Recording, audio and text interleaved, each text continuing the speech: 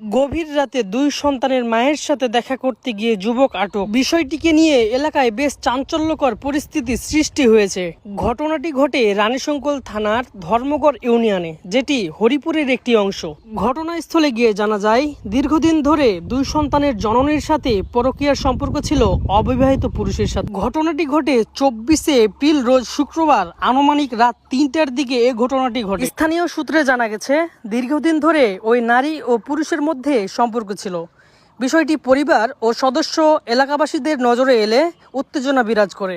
এক পর্যায়ে তার স্বামী কৌশলে সেই নারী ও পুরুষকে আটকে রাখে। খবর পেয়ে স্থানীয় লোকজন ঘটনাস্থলে জড়ো হয় এবং পরিস্থিতি নিয়ন্ত্রণ করে। পরে বিষয়টিকে নিয়ে ব্যাপক আলোচনা সৃষ্টি হয়েছে। বেশ কিছুদিন থেকে স্বামী বাইরে থাকায় পরকীয়ার সম্পর্ক গড়ে উঠেছে সেই পুরুষের সাথে।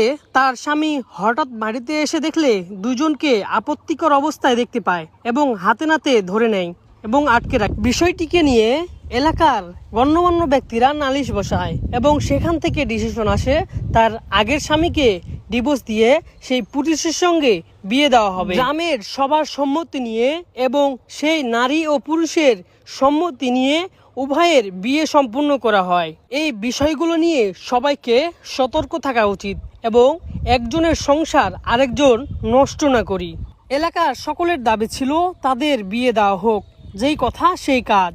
আগের স্বামীকে ডিভোর্স দেওয়ার পরে আইনগতভাবে সেই পুরুষের সঙ্গে বিয়ে হয় নারীর এবং সেই নারীকে সেই পুরুষ নিয়ে